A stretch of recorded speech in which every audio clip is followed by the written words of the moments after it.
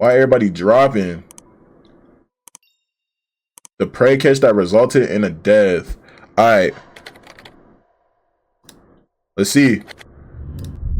Predator catching is probably one of the most amazing yet dangerous things you can do content creation wise. And it's especially a good thing since they are literally getting paid to catch predators and get them arrested, and if not, humiliate them and ruin their life forever. Now, whether it's for the cause or for the money, lots of people have been tuning into this. Most notable being Skeeter Gene and Gideon, which are currently the biggest predator catching channels on YouTube. Now, if you've been watching their videos, you might notice a reoccurring pattern with these preds. I ain't gonna lie, he got low on them niggas on that video. He got low. They always stress. Obviously, everyone knows that once a predator gets caught, their life is basically over. Yo, what video is this? Bro, he's stressing out hard as fuck. I gotta see this video. Regardless if they're sent to jail or not, and how serious the situation may be, their way of trying to save their own lives can be absolutely comical. It's usually the same thing, such as, I thought she was 18, I came here to teach the kid a lesson, or claiming that they were hacked. However, some of them can be absolutely ridiculous, such as this one who completely denies his attraction to females after— I remember seeing this one. I'm gay. You're gay? Yeah, I like guys. You like guys, so that's why you're on Grindr? Yeah. Okay. I've seen this one. Who seriously blames his girlfriend for him being caught. She's been out for me, honestly. I don't even get to see my kids very often. Okay. So she's going on these apps, posing as you, talking to 13-year-old girls and sending pictures of your I would, that's the only person who's got my news, truthfully. He lies so much and he doesn't even know how stupid the lies are, which is basically the summary of most of these preds. However, this shows that they would go for the utmost extent of lying to get themselves out of the situation. So much so that it's not always words that are being used. I'm not hip. You guys have to realize that these preds are fully aware of the fact that there are consequences and that their lives are permanently destroyed, which puts them not in the right state of mind. And this can cause a huge risk of safety, and Skeeter knows it. Well, you know, we all go into it with the mindset of, you know, anything can happen, and we're all on board with taking the risk. Which is also a reason for a safe and professional approach. And you know, I'm pretty much always calm and collected the whole time, and nothing really gets escalated where anyone's getting heated or anything like that. So that's another thing. On top of that, I always come out in this, you know, the suit jacket and the badge, and I look pretty official. So 9 times out of 10, they usually think I'm like police or something. And luckily, Gideon understands it too. The thing is, you want to keep them as calm as possible, because at the end of the day, you know, that's why he be spamming that bar. Is at risk right now, so they're liable to, like Alex, he's had preds go in their house, close their doors, cock their gun back, and two. This way of catching preds. Wait, what? Wait, niggas have self-deleted over these videos? I mean, it makes sense, but like, damn, what? Cock their gun back and two. This way of catching predators increases a lot more safety, which is the complete opposite approach of That's Against Predators. DAP is a predator catching group owned by 2 individuals named Joshua Mundy and I know who them niggas is. They are mostly known for their complete unconscious way of catching predators. They be beating the shit out of niggas. Physical contact against them. That's what you should have did. Yeah, they be beating the shit out of them niggas. Happening in their past. I had something happen in my family where a guy a kid, and I would like go to his jobs because he didn't go to jail or anything like that. So I would go to his jobs and like let people know like this is what this guy's doing. A lot of the reason why I wanted to do this and why I'm so passionate about it is because that happened to me, and I know there's those types of guys out there catching predators. It seems like they are doing it out of passion. Play a game called Ben and Ed? I never heard of it. Like as Joshua himself has said that he only resorted to cussing. And believe it or not, when I was on YouTube, we didn't beat these guys up. We didn't smack these guys. We occasionally called them a bitch or something like that. Jay and Joshua had started catching in 2020. We just started kicking it heavily.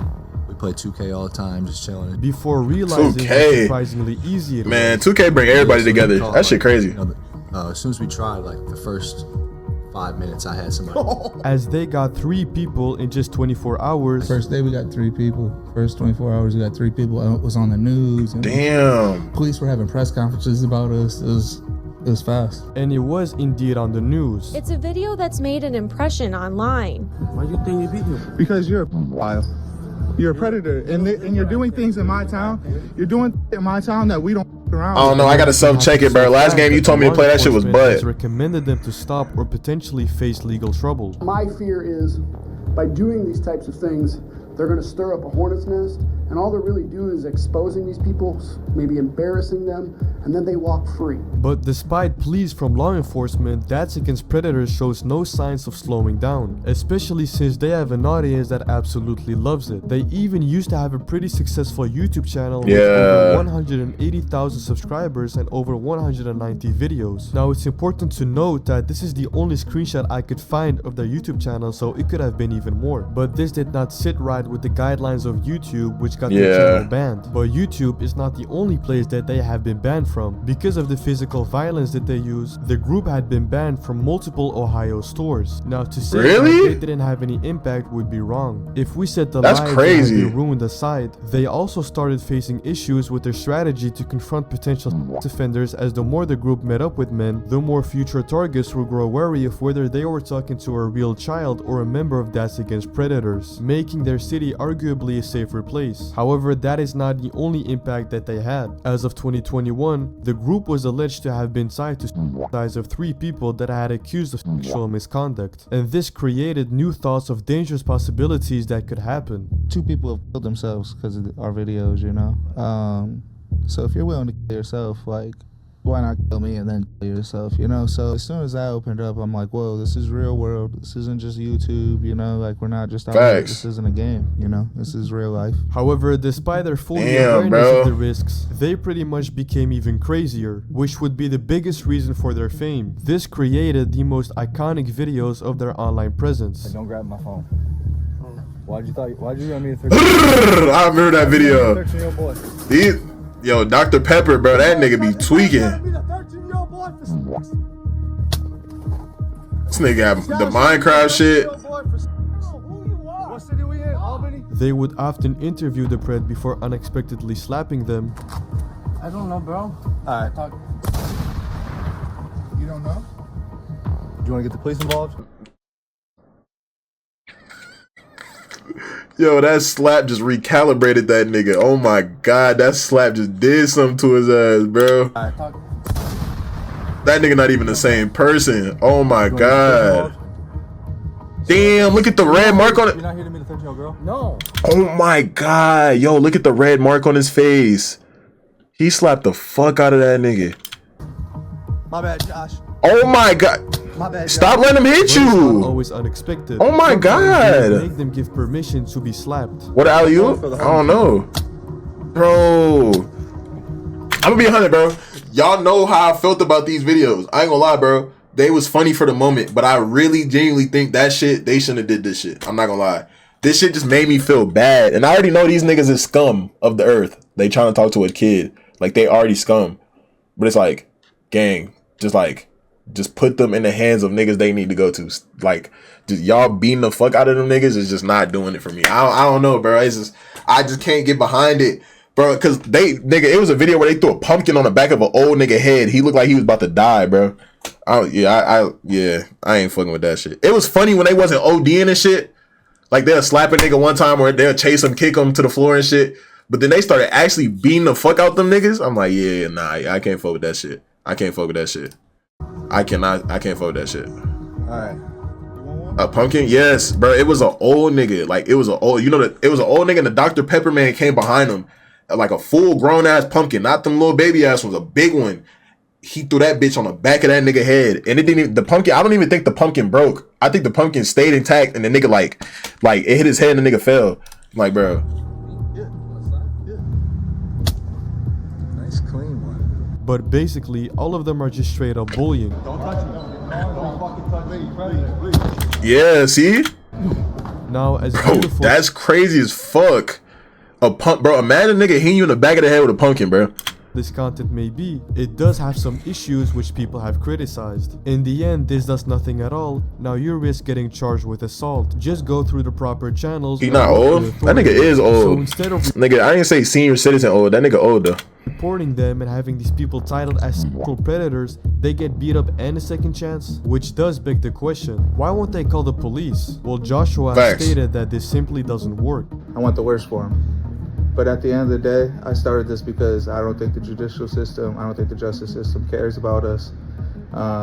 They show it in where they spend their money, they show it in where they spend their resources, where they spend their time. The prison systems aren't even keeping these guys. That's facts. Trying to understand that's that facts. When predators get arrested, they get put on probation. My goal here is to create a culture where we're not nice to us. We don't look the other way. We don't go like, oh my God, I heard that guy's a blah, blah, blah, stay away from him. No, we push these people away. We get these people out of our cities. However, it's safe to say that people There's gold loot catchers though. Now, as obvious as to why they use violence on these predators, Joshua went into detail explaining why the way he does it. Violence is a universal language. People that speak Arabic know violence. People that speak Mandarin know violence. You speak Spanish, you know violence. It's a tool that has been used to create freedom. It's a tool that has been used to liberate, and it's a tool that has been used for good. The root of pedophilia, in my opinion, is power. Because these guys want power. They have no power in their life. Nothing's going for them in their life. They are searching for a person to be more powerful than. And a child is powerless. If a man walks up to you and smacks you in your face, and you stand there and you do nothing about it, you are no longer a man. When I smack a I'm taking him back to who he is. I'm taking him back to being a rat. I'm taking all that power that he think he was about to acquire, and I'm shoving it right across his face. However, they start. Okay. Yeah, I mean, I'm not on the predator side or nothing like that, but like, no. Like, you beating up a pedophile does not stop like the nigga wanting to be, that nigga's gonna be a pedophile again. It's not like, bro, I guess that shit, I don't know. I don't agree with it, but type shit. To realize that these predators will not always run away. A lot of predators will grab at their phones. I think the first time somebody grabbed at Josh's phone and actually kicked Josh, like pretty early in, like maybe 40, probably 30, nah, that's 40, not what he mean. 30, 40 or something like that. It's exactly what he mean. That nigga just said a kid feels powerless. The only reason pedophiles do what they do is because they feel powerful. They're trying to dominate. Therefore, he's coming to dominate them so they feel powerless. Gang, they're just gonna do the same thing. They're gonna find a way around them niggas and do it again. Literally. You just beating the shit out of them niggas, they're gonna do the shit again. That's what I'm saying. If you find a way to get them niggas in jail where they're supposed to be at, they have no way to fuck with kids because there's all grown men in that bitch. Now, if you beating their ass, they still outside where kids are at and they can still get kids. It don't make sense. You just beating the shit out them niggas for humiliation ritual and they gonna do it again. Like I said before, that's just like beating a nigga ass for being gay. He not gonna be gay around you no more, but he gonna do it again when you're not there. It don't make sense. So I mean, not too long into it, you know, we realized these guys aren't always just gonna run. Which would be shown on this perfect example. So what are we gonna do about it? Want to go out and scrap? For what? It's not gonna solve it. Damn! Yeah, that's the nigga that fought back though. This nigga that fought back though. What's that for, man? Come on. Oh yeah, come on. Oh yeah. Oh yeah, I like this. I need a little kid. Come on. Oh yeah. I ain't gonna lie. This nigga low-key had them bitches though. I ain't gonna cap. This nigga low-key had them bitches though. I ain't gonna cap, bro. Yeah, I love that. I love that. Oh my god, look. Oh! Hit him with the two-piece. Come on, fat boy. Come on. Now, at least this one was using his hands to fight back, unlike Dante Wade, who resorted to using his handgun. On June 2022, Joshua and Jay were confronting beat the fuck out of prey catcher. I seen that one. Not being aware. I seen that one. They were like, they had an actual 1v1. He immediately. Wait, hold on. I can't hear this nigga. Let me play it back. His handgun. On June 2022, Come on, fat boy. Come on. Come on. Now, at least this one was using his hands to fight back, unlike Dante Wade, who resorted to using his handgun. On June 2022, Joshua and Jay were casually confronting another predator in Target, not being aware that he wouldn't be like any other predator. He immediately starts trying to grab the camera, which resulted in a fight. What the fuck? Wait, I ain't seen this one. Are they jumping that nigga? You can even he put out a gun? Gunshot go off in the middle of it. Oh no. That's our ass now. Watch out. Get up off me. Stop. Bro. Let's go,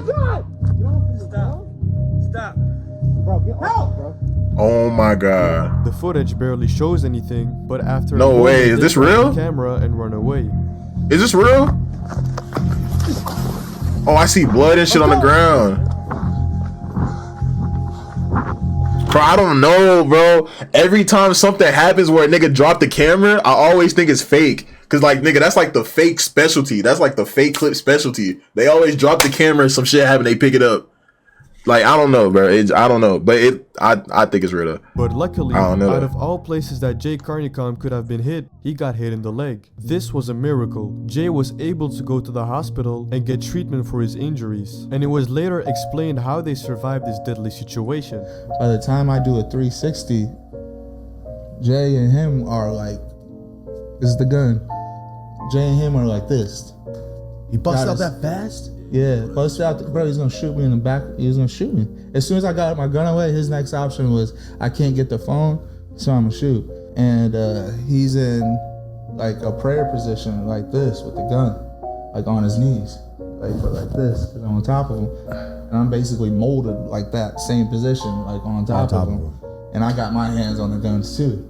And he's trying to, I'm ducking my chin in the back of his neck. Eventually I had my finger in the gun, whatever that is, threw it all the way to the cereal section. However, surprisingly, even with such a life-changing moment, they are still going as this video is being made. As this video is being created, their most recent post was 1 day ago, gathering around 13,000 likes. And by looking at their Instagram pages, their videos are still doing pretty well. But it seems like so when did the nigga die? That will haunt him forever. Like for the first few days, I closed my eyes and I was like still fighting for the gun, and just a lot of like what ifs, you know? What if I didn't get the gun out of his hands? Yeah, that's facts. Stop him from shooting me. Even though it was all over and I'm back home and everything's nice and safe and stuff, it was just like a lot of just going over the situation over again. Jay has I couldn't imagine getting shot again. Injury, which is now a lesson for the both of them. Like, we're never gonna do like an inside of a store or anything like that, because there was always people that'd be like, oh, you put everybody at risk, and we didn't, like, we kind of set that aside, to be fair. Kobe, would you try to find bro and finish the job? What do you mean by that? What do you mean try to find him and finish the job? To adapt. However, it was too late for any lessons to be learned for Robert Lee. Mostly known as Bupak Shakur, Bupak has been around the internet for a long time. You can see this when finding older What you mean, like, I'm the predator? Or you mean like I'm the nigga that got, I'm confused. Like, would I try to go kill the nigga? Like, finish him off and kill him?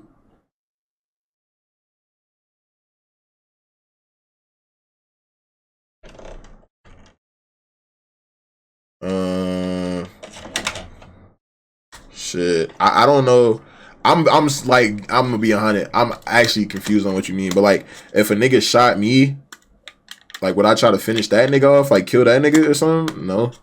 I ain't gonna lie, if I got shot, I'm dipping. Cause my adrenaline would be up. I ain't gonna cap. I'm out of that bitch. I ain't gonna lie. I'm not trying to fight a nigga that's shooting at me. And if I know I got shot too, hell no. Hell no, I ain't gonna cap. But, you know what I'm saying? If I obviously went out there to go clap that nigga for a reason, yeah, type shit, I would definitely go chase that nigga down. I ain't gonna cap. Of Bupak when he used to just post images of his family and friends. On June 27, 2013, Bupak made his first post on Instagram promoting his now deleted YouTube channel Footage Gang 248. So he has been creating content for a very long time. However, it would be until he noticed Joshua and Jay when he got inspired to do the same thing. That's what made me like about it. Because when I was watching, matter of fact, I was watching like Skeeter, you and Skeeter. I kept seeing him catch people at Myers. I'm like, damn, this is all Michigan. Bro, Merch, this is the nigga that died. That would be unfortunate. You get inspired by some other niggas doing it, you go do it yourself, and you was the unlucky nigga. That would be crazy. I seen you at the store that day. That's when I ran up on you. Yeah. I'm like, yo, dog. I was like, yeah, y'all be doing the dab shit. So that's when I was actually playing around with the app too. I said, cuz I got a mother to catch right now. You did too. He would post his first catch on Instagram on March 7, 2022. What up, son? Who you coming to meet? G, I already know what's up, son. I already know your name and all that. What's good with you? You coming to meet a little girl?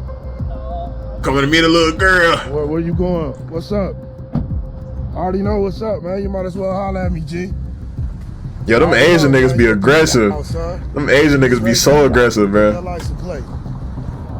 Now his first catch is relatively calm compared to Das against predators. Yeah, but that would facts. change quickly. How he get the because short end he of would the stick? start doing something that completely made him unique from everyone else. Daddy came through, wanted to marry the girl, get her pregnant.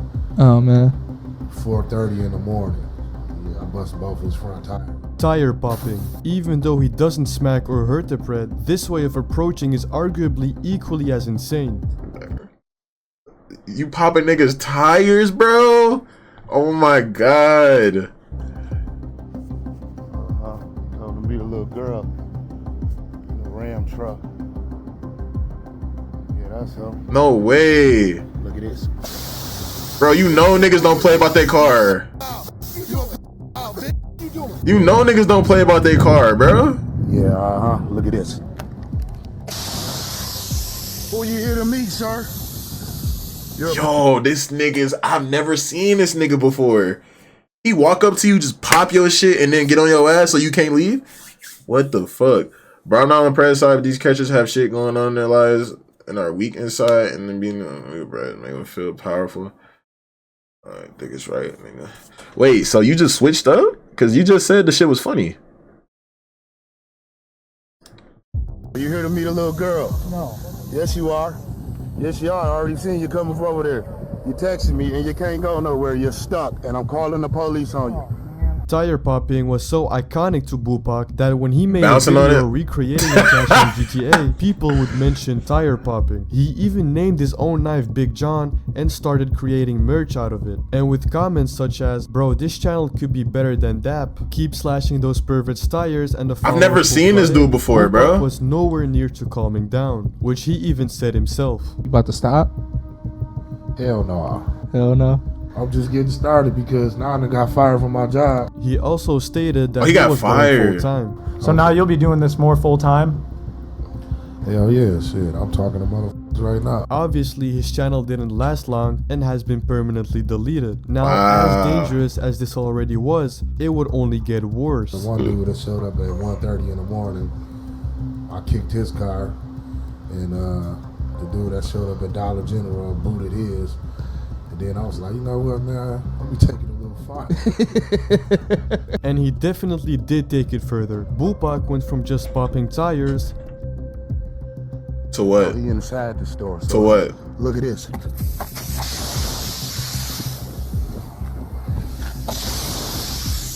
Yeah, you'll pay. to punching the windows of their vehicles. What? Got another one. What's up, boy? What you trying to do? You a pet? Pet ass. Gang, what the fuck? The things that niggas will do, bro. The things that niggas will do for the clicks and the likes, bro. Like, you like, oh my god, like, bro, just catch them, gang. Just catch them, gang. This why you got clapped, bro. You doing the most, bro. And sometimes doing both in one video. What's up, dog? What you come here to do, sir? You breaking windows and slashing tires? We call the cops on Oh you. my Even go to goodness. their houses and break their windows. It's two of y'all. He bugging.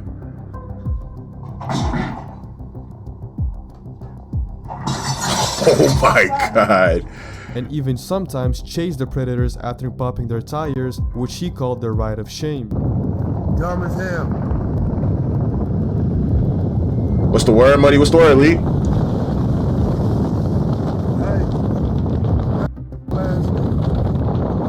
Now, despite how much the audience loved his videos, they understood how dangerous it was, and some tried to warn him to be careful, Facts. while others warned him for the legal trouble. You could be charged for vandalism. As much as I love watching you do this, you're literally just gonna get yourself arrested. There's a reason why every other catcher makes sure to not physically harm the creep's body or property on camera. Homie just gotta get himself arrested at some point. However, being arrested... How you feeling, Latoya? I'm decent as hell, boy. How you feeling? To Bupak next. In Pontiac, a man with a large following on social media known for going after predators was shot and killed during an argument over the weekend. Jesus The inevitable Christ, happened. bro. On September 29, Bupak Shakur has been shot and killed in Michigan. Lee confronted two teenagers Friday night, a 17 and 18-year-old, at a restaurant in Pontiac. He accused one of being a and punched him, according to the police news release. The suspected 17-year-old shot Lee several times with a pistol, and he was taken to the hospital where he later died of his injuries. Now, as unfortunate— Wait, so he punched on the little nigga and then the little nigga upped it on him? Why he keep doing SpongeBob sound effects? Because he's saying shit that he's not supposed to say. He's saying sexual shit and he's bleeping it out. As this was, with his insane style of approaching predators, everyone saw this coming. It was pretty much bound to happen. And his death has obviously frustrated those who never agreed with his way of approaching predators even more. This was going to happen eventually, and frankly, I don't have much sympathy. He didn't deserve to die, but a buster vigilante was going to get hurt or killed sooner or later. Saw it coming. For reference, he went viral on Reddit when he confronted a by bashing out his windows and slitting his tires. Behavior like that will end up in trouble regardless if the person— Damn, I feel bad now. Vigilantism is bound to lead to violence. It's just a matter of time. However, we can all agree that— And his music not making it no better. Example of wanting to catch predators in an unprofessional and violent manner without any luck, and that his death was an unfortunate yet realistic outcome. Let's just hope that future predator catchers will learn from Robert's mistake and make them realize that if they want to do this, it's probably better to do it with a non-violent and safer approach. Shit. Damn, that's how he ended it? What the fuck? Wait, did he— wait, I gotta see. I think he punched on Lil Bro and then Lil Bro upped it on him. A 17 and 18-year-old at a restaurant in Pontiac. He accused one of being a and punched him, according to the police news release. Yeah, see, he accused one of them for being a pedophile and then he punched on him. And then after he punched on him, the nigga shot him. Damn. Damn. It would be a young nigga too. Damn, I feel bad, bro. What the fuck? That's crazy.